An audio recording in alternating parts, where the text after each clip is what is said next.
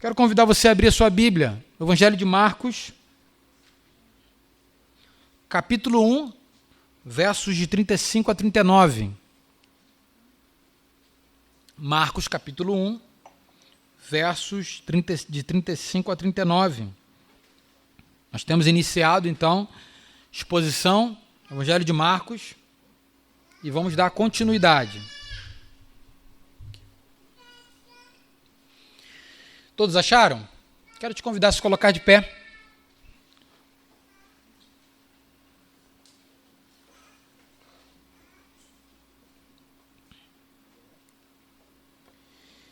Diz assim a palavra do Senhor, Evangelho de Marcos, capítulo 1, versos de 35 a 39.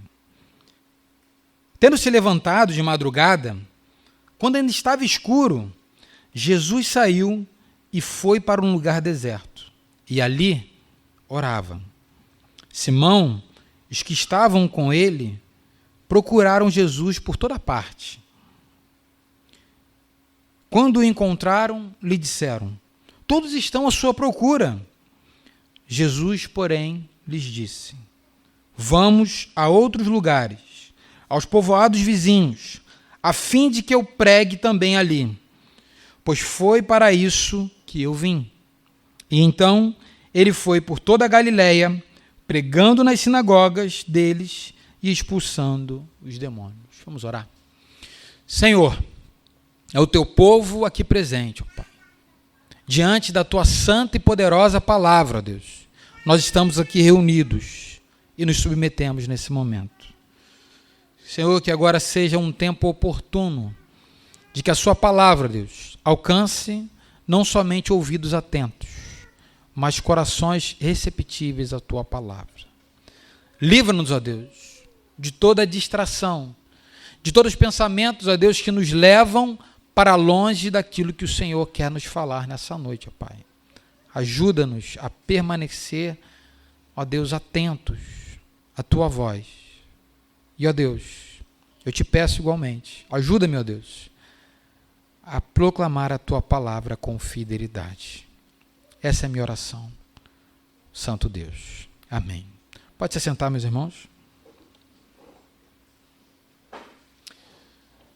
O que desejamos, após um dia extenuante e exaustivo, extremamente exaustivo de intensas atividades? Certamente, descanso. E esse cenário torna-se ainda mais agravado se esse dia em que seria determinado, definido para um dia de descanso, também é tomado por atividades assim, bem intensas. De fato, o que queremos, após um dia como esse, é o descanso. Qual é o movimento natural de um lutador ou de um atleta depois de obter uma excelente vitória ou após quebrar recordes, provas em que ele teria se preparado meses antes, se sacrificando, se dedicando, talvez para chegar ao peso, talvez para chegar no tempo ideal, após uma conquista como essa, após subir no pódio de primeiro lugar, o que se espera, o que um atleta deseja, de fato, é a recuperação e o relaxamento. Impressionante ouvir alguns atletas de algumas artes marciais que precisam perder muito peso em tempo recorde, e após esse período, após a luta, eles têm o seu relaxamento, a sua recuperação. É isso que se espera. Ou o que um indivíduo ou uma instituição espera após obter um feito inédito, ou uma conquista, ou algo que é impactante para a sociedade, uma marca. O que se espera após isso? Certamente aplausos, reconhecimento, fama, popularidade. De fato é o que deseja-se. Movimento natural, consequência. Mas o texto de Marcos essa perícope que nós lemos, nos mostra, inicialmente, que Jesus, após um dia extenuante, após um dia de vitórias sobre demônios, vitórias sobre a doença, após momento em que a sua fama ela é espalhada, sua popularidade é aumentada, onde todos estão à sua procura e querem ver quem é esse mestre. Jesus faz um movimento diferente diante desse cenário. Jesus não busca descanso, relaxamento. Jesus não busca os aplausos, não busca o lugar de destaque, mas Jesus se levanta bem cedo. O texto vai dizer que antes do nascer do sol, se retira para um lugar deserto e vai orar. Interessante que, por vezes, algumas informações da palavra de Deus que parecem assim muito normais para nós, mas que trazem consigo um significado. Nós vimos na última semana que aquelas pessoas esperaram o pôr do sol para procurar a Jesus, para serem curadas, para serem libertas. E tinha um motivo para isso. É porque era sábado. E agora, quando Marcos nos diz que Jesus, ele levanta bem cedo, ainda antes do nascer do sol, Jesus está aqui quebrando o protocolo para as orações judaicas. O costume dos judeus eram 3 orações ao dia. E a primeira oração, ao amanhecer, quando o sol já estava se colocando no seu lugar. Pensavam assim e agir diferente era até considerado como algo errado.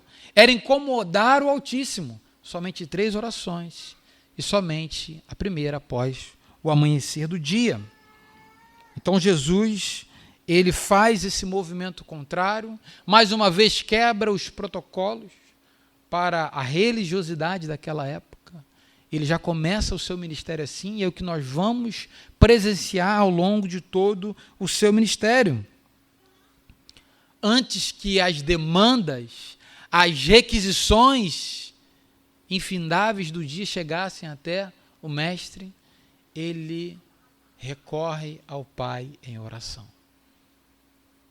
Antes de que novamente um dia intenso se iniciasse, Jesus escolhe requisitar o Pai em oração. Movimento de Jesus.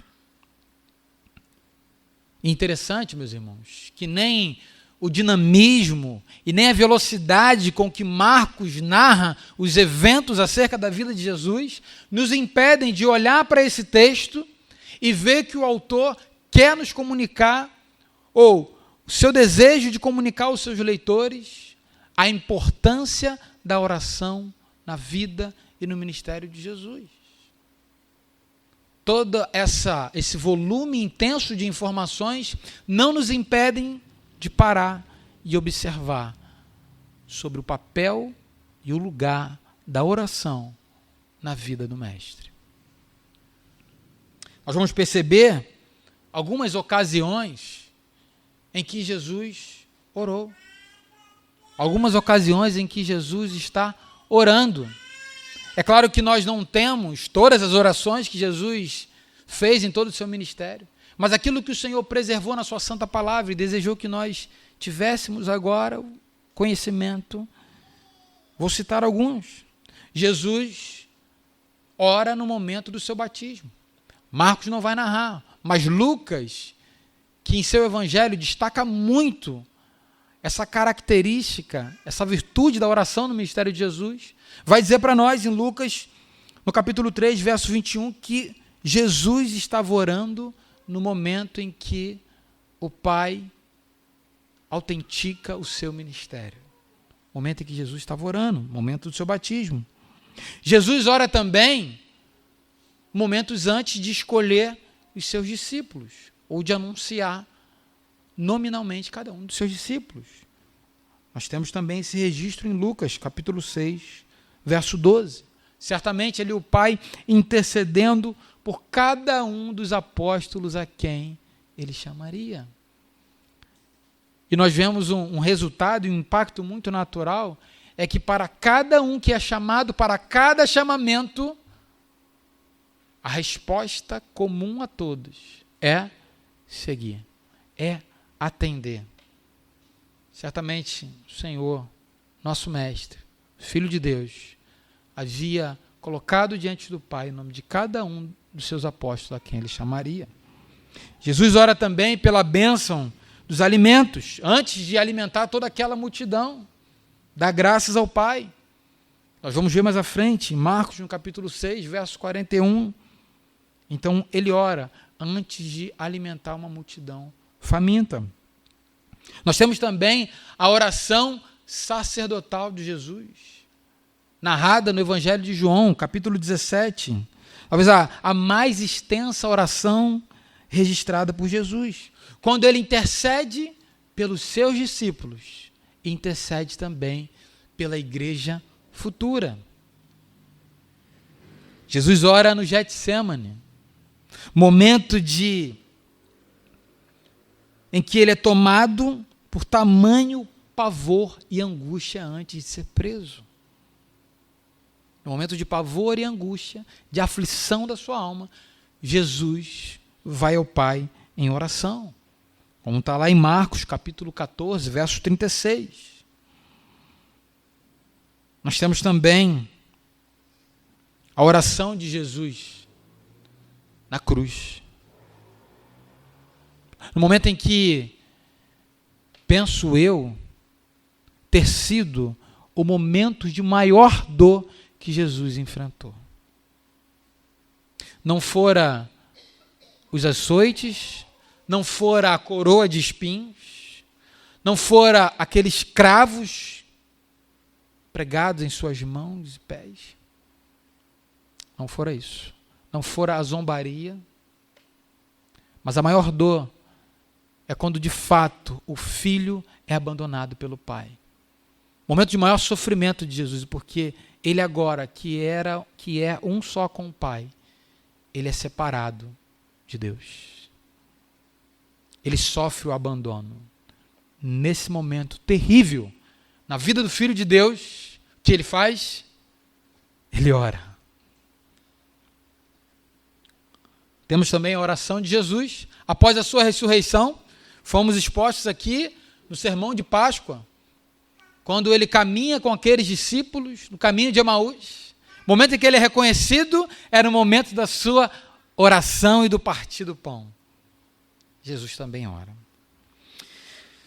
Meus irmãos, nós temos sido chamados à atenção desde o início desse culto, para atentarmos e pensarmos se, como discípulos, se somos discípulos de Jesus e o nosso Mestre tinha por prática a oração, por que estamos tão longe de nos assemelharmos com Ele nesse quesito? Se somos seus imitadores, se somos aqueles que estamos aos seus pés, desejando a cada dia ter um coração mais parecido com o seu, por que nós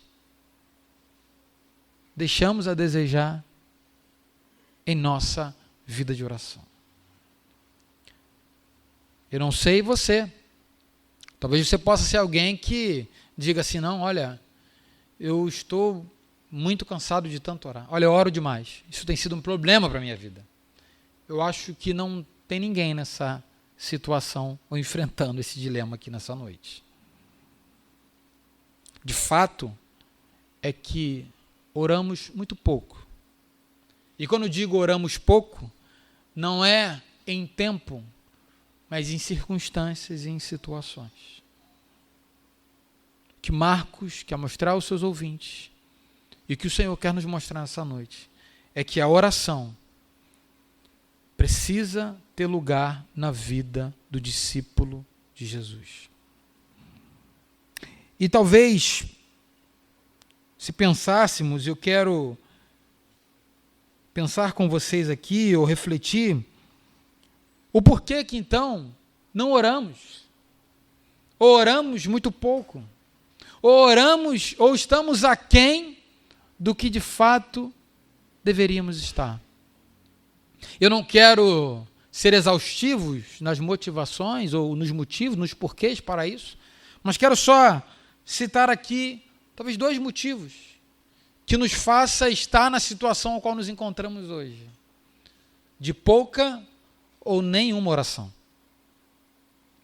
Primeiro, talvez não oramos ou oramos muito pouco porque nós não compreendemos o propósito primário da oração.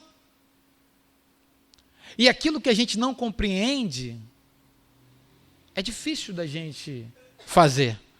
É difícil da gente colocar em prática se nós não entendemos o porquê.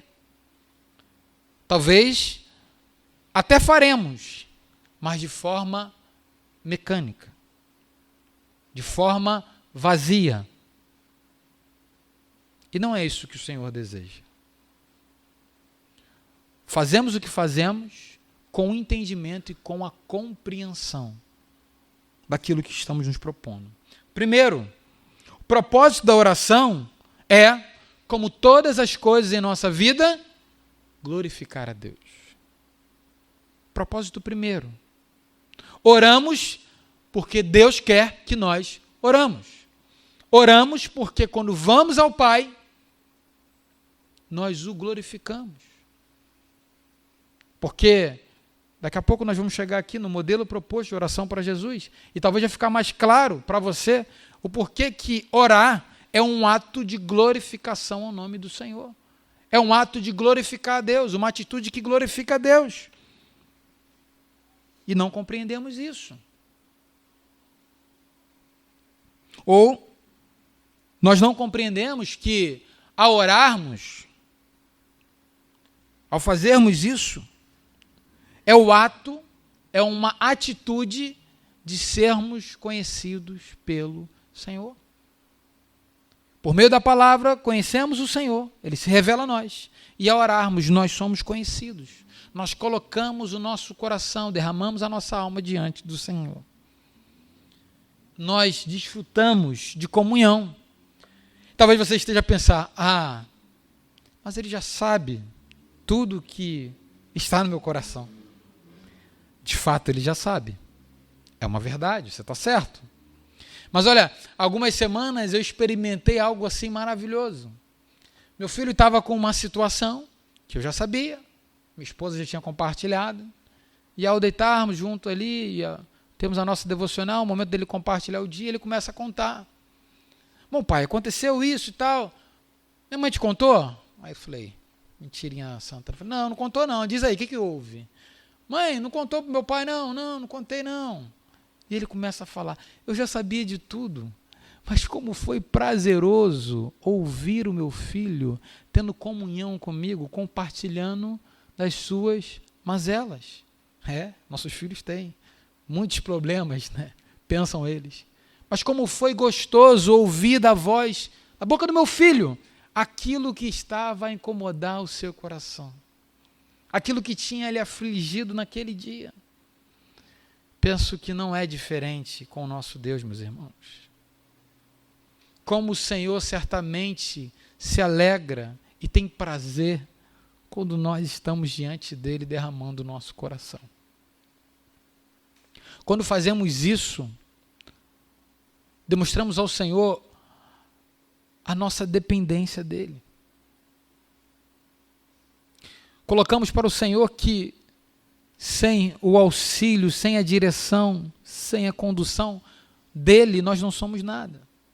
Quando fazemos isso, estamos dizendo para o Senhor, Senhor, eu poderia recorrer a muitos outros recursos, mas primeiramente, eu estou vindo ao Senhor. E eu necessito do Senhor, direção. Há muitas propostas, Senhor, para o alívio e o refrigério da minha alma, mas é o Senhor que eu estou buscando em oração. Pai, está diante de Ti. É isso que está no meu coração. Eu sei que o Senhor sabe. Mas olha, Senhor, ajuda-me a lidar com as questões da minha alma. certamente o Senhor se alegra com isso, meus irmãos. Quando nós compreendemos isso, ou ao compreendermos isso, isso nos levará a uma vida constante de oração e de busca ao Pai em oração. E penso que, de igual modo, quanta frustração, se poderia dizer assim, que pode haver também no Senhor. Sendo Ele quem nós dizemos que Ele é, nosso Pai, nosso melhor amigo, o nosso Senhor, o nosso Salvador, e nós recorremos a tanta gente. E por último, quando fazemos, recorremos a Ele. Deixamos Ele por último na nossa fila de comunhão, de compartilhar, e achando ser Ele a última alternativa daquilo que nós precisamos. Imagine você, como um pai, ser o último a ser procurado pelo seu filho naquilo que ele necessita ou naquilo que ele quer celebrar. Imagine você, o seu filho após uma conquista que alegra o seu coração e você é o último a ser procurado para festejar. Penso eu também ser motivo de frustração para o nosso Deus. No tocante àquilo que nós dizemos quem Ele é. Que nós declaramos e afirmamos com a nossa boca quem Ele é em nossas vidas. E não agimos como tal. Segundo motivo, talvez, que nos faz pouco orar, talvez seja um motivo até que genuíno de não saber orar. E é interessante que o texto em que nós abrimos esse culto mostra que isso não é uma dificuldade só que talvez você tenha, ou tenha tido em algum momento. Os discípulos de Jesus tiveram essa dificuldade. Tiveram o mesmo questionamento. E talvez você pense, mas eles não oravam antes? Lembrem-se. Eles estavam acostumados com um modelo de liderança e de ensino. Eles estavam acostumados com um modelo de oração. Mas eles querem aprender com Jesus a verdadeira oração, que chega ao trono do Pai. O que era comum para eles eram as orações longas dos escribas, orações públicas, bonitas, eloquentes, em que se buscava somente, como eu disse aqui na semana passada, status, lugar de honra, privilégios, mas que nem passava da primeira camada de nuvem, que não alcançava o coração do Senhor. E certamente aqueles discípulos, ao perceber, ao caminhar com Jesus nessa escola do discipulado, na escola de Jesus, perceberam que a maneira como ele se dirigia ao Pai era diferente. Senhor, ensina-nos a orar. Nós queremos orar desse jeito. É dessa maneira que nós queremos nos relacionar com o Pai. Ensina-nos a orar. E talvez você tenha enfrentado ou esteja enfrentando a mesma dificuldade. Nós estamos tendo aqui um curso de como ler a Bíblia. E se de fato, por vezes, não lemos ou lemos pouco a Bíblia, por não saber como, eu penso que isso também se replica na oração. Porque não sabemos como orar, ou como devemos orar. E não há ninguém melhor para nos ensinar acerca da oração que não o próprio Jesus. Aquele que não tinha necessidade de orar confessando pecados. Aquele que não tinha falta alguma, mas que ainda assim não abriu mão de partilhar de tempo com o Pai. E quando o Senhor responde aos seus discípulos, em Lucas, no capítulo 11, que nós vemos, o Senhor não está ensinando para eles uma reza como faziam os escribas, os fariseus. O Senhor não está ensinando para eles, Jesus não está ensinando um mantra para eles. Não. Jesus vai ensinar para eles, na oração do Pai Nosso, um padrão a ser seguido na oração. Quando orares, é dessa maneira. E o padrão que Jesus apresenta para os seus discípulos, ele começa com adoração.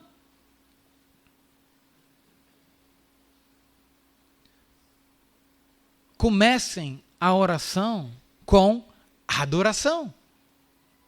Será que você tem motivos para adorar o Senhor? Certamente tem. Seja engrandecido, ó Deus da minha vida, Tu és o Deus da minha salvação, és a minha rocha, a minha segurança. A grandeza desse Deus, a beleza desse Deus, a santidade desse Deus, quantos atributos esse Deus tem que por si só são motivos válidos de adoração. Não sabe como orar? Comece adorando. Comece exaltando, enaltecendo o nome desse Deus. Diga para Ele quem Ele é, mesmo Ele já sabendo quem Ele é. Exalte a pessoa desse Deus, Criador, Salvador, Deus grande, poderoso, Deus fiel. Comecem orando, adorando ao Senhor. Ele é digno de toda adoração. Somente Ele é digno de toda a nossa adoração. Honra, glória, louvor. É esse Deus a quem nós servimos. Comece adorando. Ao continuar a orar, faça o que nós fazemos constantemente aqui nas nossas reuniões. Confesse ao Senhor os seus pecados. Seja agora um tempo de confissão. E confesse os seus pecados à medida ou na mesma proporção que você os pratica. Todo dia, né, meus irmãos? Então, em nossa oração, todo dia, teremos que confessar pecados. E certamente, 3 vezes ao dia não serão suficientes para termos motivos de confessar ao Senhor os nossos pecados. Mas confesse não com medo, não com pavor, não com desespero, confesse com esperança. Confesse na certeza de que Ele perdoará e já perdoou em Cristo Jesus. 1 João 1,9, lemos semana passada. Se confessarmos os nossos pecados, Ele é fiel e justo para nos perdoar os pecados. Confesse com esperança. Não confesse com tristeza, com lamento, com desespero, com pavor. Confesse com esperança e certeza do perdão divino. Após confessar os seus pecados, vá a Ele agora, continue na presença dEle em ação de graças. Agradeça a Ele, expresse a sua gratidão por todos os benefícios que Ele te tem feito.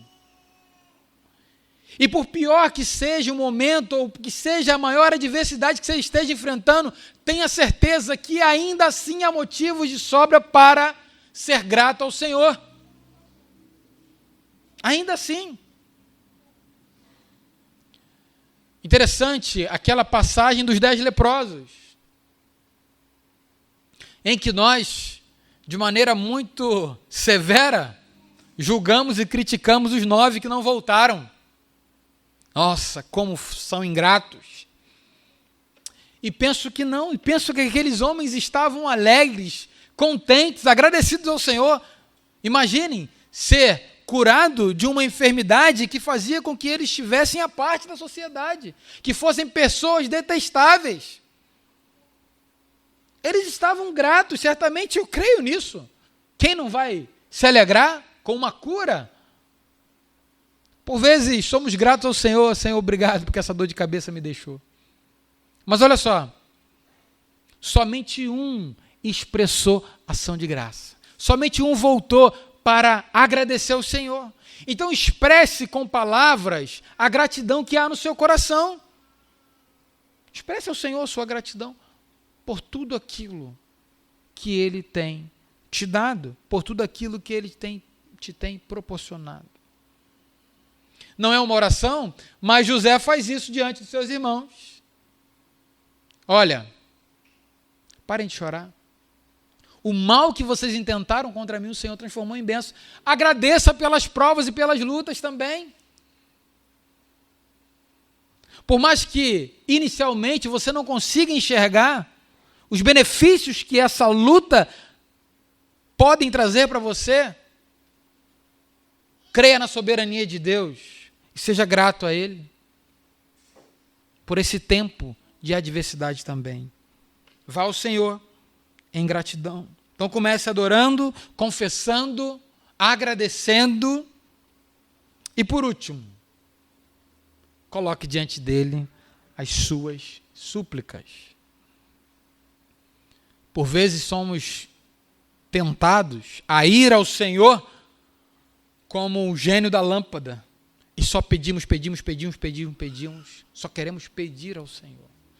Deixamos de adorar, deixamos de confessar os nossos pecados, deixamos de agradecer e só queremos pedir. Mas por último, nesse padrão estabelecido pelo Senhor, ao ensinar a oração do Pai Nosso aos seus discípulos, por último, peça ao Senhor, coloque diante dele as suas súplicas e seja específico.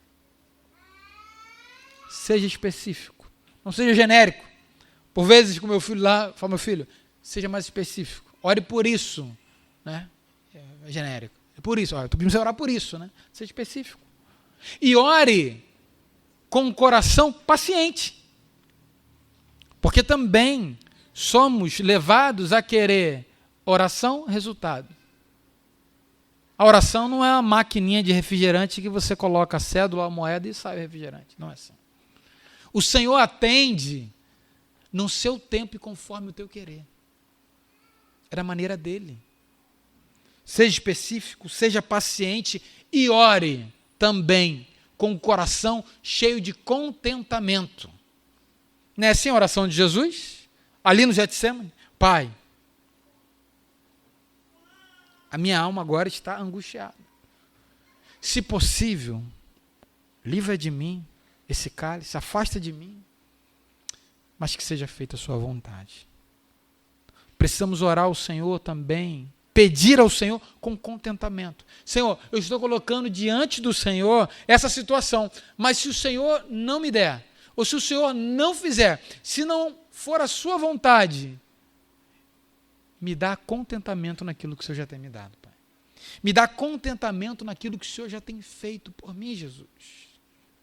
E como é difícil encontrar contentamento. Somos consumistas em todas as áreas de nossas vidas. Somos desesperadamente consumistas. Temos agora e queremos mais, temos mais e queremos um pouco mais, temos um pouco mais e queremos muito, muito, muito mais. E por vezes não há contentamento em nosso coração, não há contentamento em nossas vidas. Falei 2, né? Desculpe, te enganei. 3, terceiro motivo que nós talvez não oramos pouco, é que nós não encaramos a oração como um exercício de disciplina. E disciplina se assemelha a treinamento. Treinamento remete prática constante.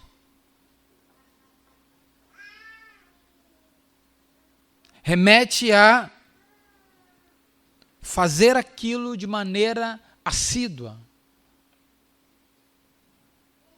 Por vezes, irmãos, achamos que seremos mais espirituais, cresceremos em piedade, como se tomássemos aquele remedinho para dor de cabeça e que daqui a pouco passa. Não há vida piedosa, não há santificação sem treinamento, sem disciplina. Não tem como encurtar caminho.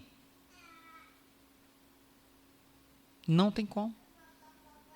A oração faz parte do programa de disciplina de Deus, disciplina espiritual do Senhor.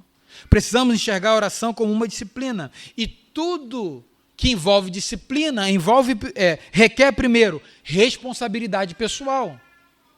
Ninguém pode orar por você. É você que precisa orar. Fazer a sua oração diante de Deus. Não tem como você mandar representante diante do Pai. É você que vai a Ele. O véu se rasgou. Temos livre acesso a Deus.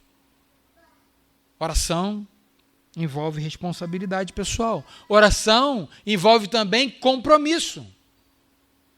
Sabe o compromisso que você tem com o seu trabalho? O horário que você sabe que tem que levantar para chegar no seu trabalho? A oração precisa ter essa conotação na nossa vida. Orar precisa ser um compromisso para mim. Orar precisa ser uma prioridade. Compromisso. Eu estou comprometido, eu preciso me comprometer diariamente com o Senhor de que eu terei um tempo de conversa com o Pai. Preciso me comprometer a isso. Uma outra coisa importante em um treinamento é ter um bom instrutor. Não é isso? As pessoas, quando tem um projeto lá, seja para o atleta de alto rendimento ou para alguém que quer chegar, né, a perder peso, ou alcançar saúde em alguma área, muitos recorrem ao que é um personal trainer, não é isso? Um especialista naquilo para te ajudar. E nós temos um bom e o melhor instrutor de todos, que é o Espírito Santo de Deus. Nós vamos ao Pai pedindo que o Espírito Santo de Deus leve a Ele as nossas orações. Nós temos um bom instrutor. E precisamos também de um bom treino. Um treino adequado. Um treino personalizado para aquilo que nós queremos. E nós também temos o melhor plano, o melhor treino, plano de treino para a prática da oração. Palavra de Deus. Comece a experimentar ler os salmos.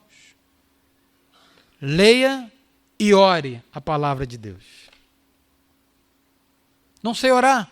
Comece orando a palavra de Deus. A palavra de Deus nos ensina como orar. O livro de Salmos é maravilhoso para isso também, como todas as escrituras. Mas orar aquilo que nós lemos. E por último, orar requer exercício.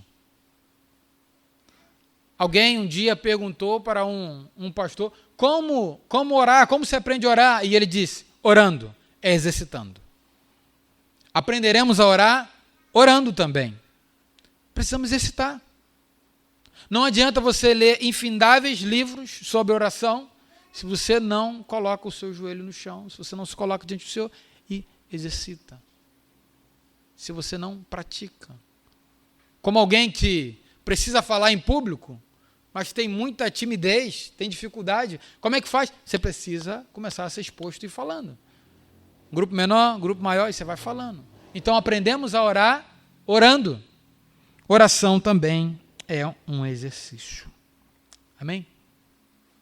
Segunda parte desse texto, dessa perícope, a partir do verso número 36, há algo maravilhoso aqui também que Marcos nos mostra. Aquelas pessoas estavam assim, empolvorosas, à procura de Jesus. Depois de ele exercer autoridade sobre demônios, sobre enfermidade, Jesus era a sensação daquele lugar. Era a personalidade do momento. E eu penso, meus irmãos, que eles já tinham uma agenda prontinha para Jesus. Eles já tinham, olha só, vamos até ele. Ele curou esse lote aqui de enfermos, expulsou esse lote de demônios. Agora a gente vai pegar o pessoal da região norte, da região sul aqui da cidade, e ele vai passando pelas casas.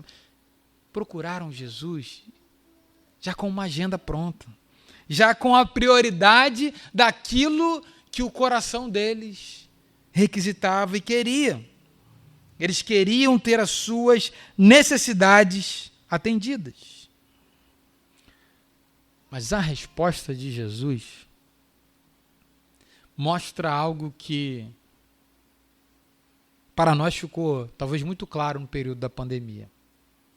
Quando todos nós estávamos com as nossas agendas prontas. E o Senhor veio e fez assim, ó. Baguncei. A agenda é minha. Como eu fiquei frustrado naquele tempo, tinha tanto custo, tanta coisa boa para fazer. Senhor, não vai fazer. Não farão. Não farão. E Jesus mostra para eles e ensina para os seus discípulos a convicção. Ou ele mostra aqui no verso número 38 a convicção e o caráter missional do seu ministério. Jesus mostra para aqueles discípulos que o servo sofredor não tem agenda própria, mas está totalmente comprometido com a agenda do Senhor e o propósito estabelecido pelo Pai na missão. Vocês estão me procurando? Eu sei que vocês têm muita coisa para que eu atenda, mas a minha agenda é outra. Há algo em que eu preciso fazer. E eu vou fazer. Jesus está dizendo para eles que a sua missão era para ali, para além e para muito mais longe da onde eles pensavam. Jesus está dizendo para ele, olha, as minhas ações, o meu ministério, aquilo que eu vim fazer não está restrito a esse lugar. Não são os limites dessa cidade que vão determinar a ação do meu ministério. Eu estou comprometido, estou imbuído em cumprir a agenda do Pai. É isso que Jesus fala para eles. Verso de número 39.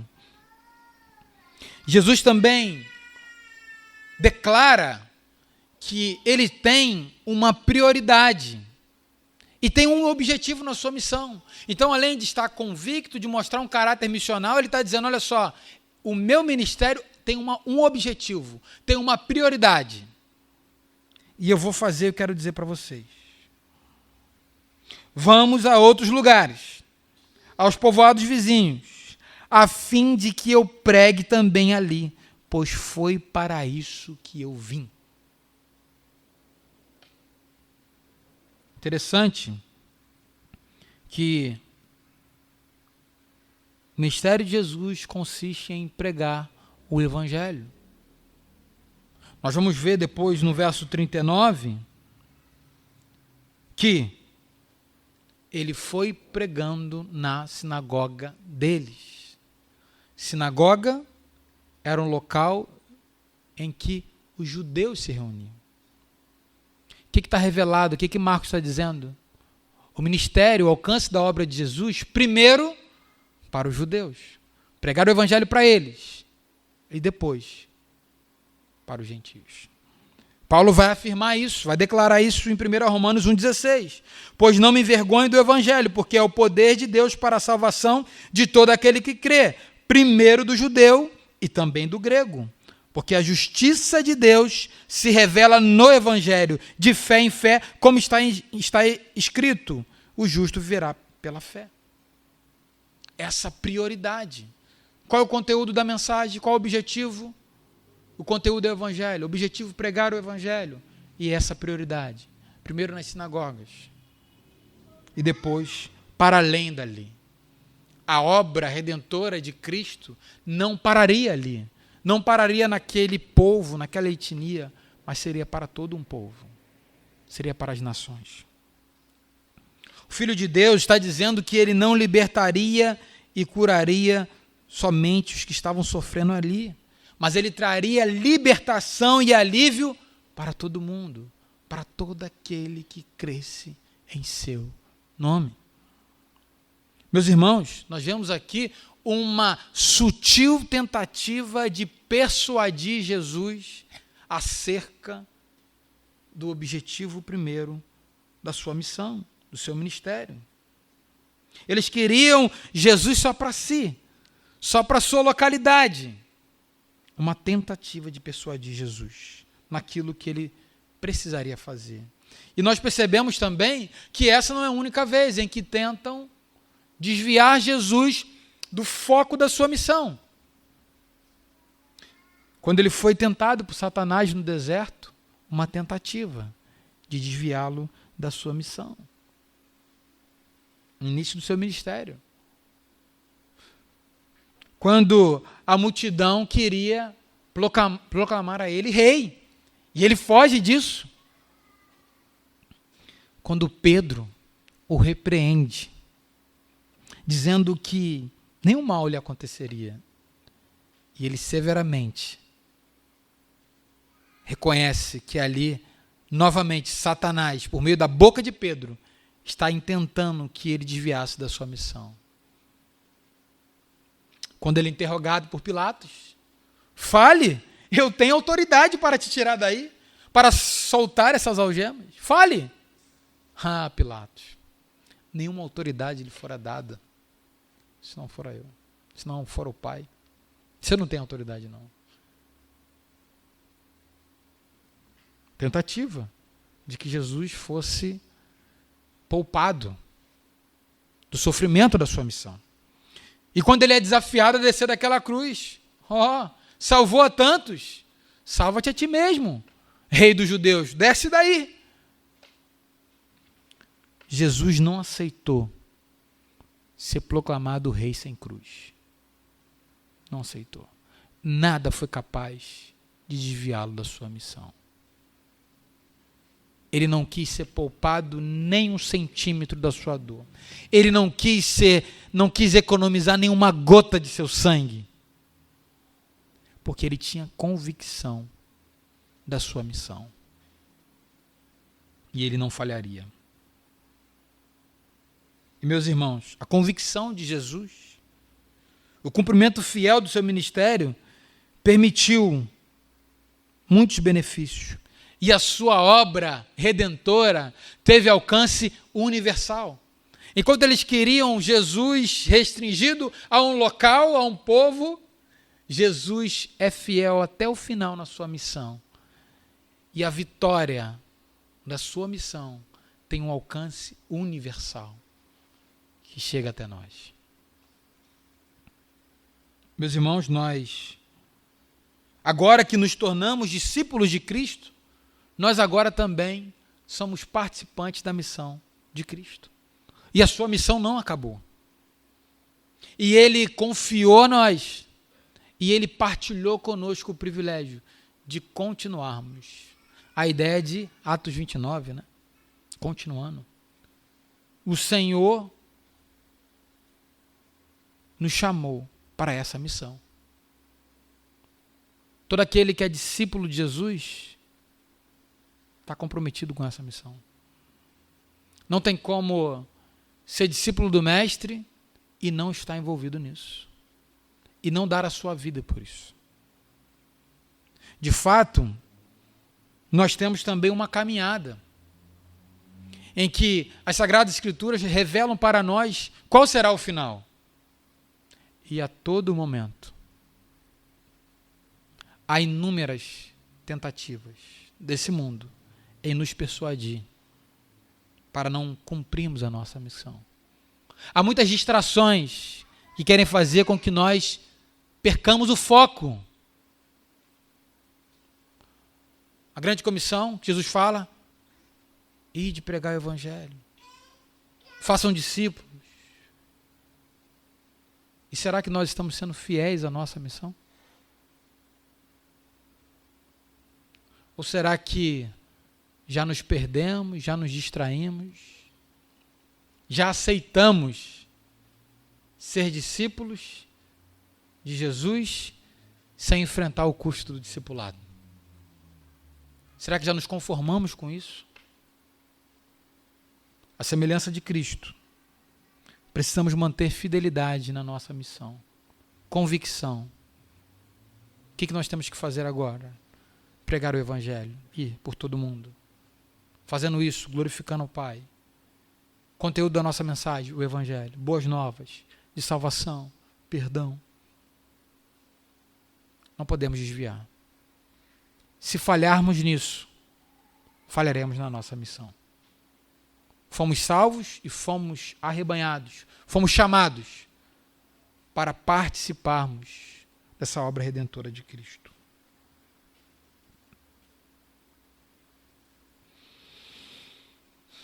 À semelhança de Jesus, seus discípulos devem ter comunhão com o Pai por meio da oração, convicção na missão e comprometimento com o alcance do Evangelho, aqui, lá e para além. Vou repetir. À semelhança de Jesus, seus discípulos devem ter comunhão com o Pai por meio da oração, convicção na missão e comprometimento com o alcance do Evangelho, aqui, lá e para além. Isso é o que Marcos comunica aos seus leitores. Isso é que a palavra de Deus quer nos ensinar nessa noite. É o que nós precisamos. E agora, se o seu coração, nessa noite, ou durante essa semana, tem sido tomado por angústia, pavor e aflição, eu quero te convidar a se colocar de pé para orarmos juntos. Ou se você reconhece que até aqui tem desfrutado de pouca ou nenhuma comunhão com o Pai por meio da oração, eu quero te convidar a se colocar de pé que eu quero orar com você. Se você tem sucumbido aos ataques de Satanás e às demandas frenéticas desse mundo, lhe roubam a comunhão com Deus, o tempo com o Pai, ou tem desviado você do foco, feito você perder a convicção na missão, eu quero te convidar a se colocar de pé que eu quero orar com você. Eu já estou aqui de pé, reconhecendo que essas aplicações são para mim. Se você deseja, a partir de hoje, a se comprometer em ter uma vida de oração digna do mestre ao qual você serve. E a partir de hoje, você se compromete a ser um instrumento nas mãos de Deus para alcançar os perdidos, aqueles que necessitam de libertação, porque são escravos de Satanás. Aqueles que necessitam de cura para a alma, precisam de refrigério. Se você quer se comprometer a isso, nessa noite, permaneça de pé e vamos orar.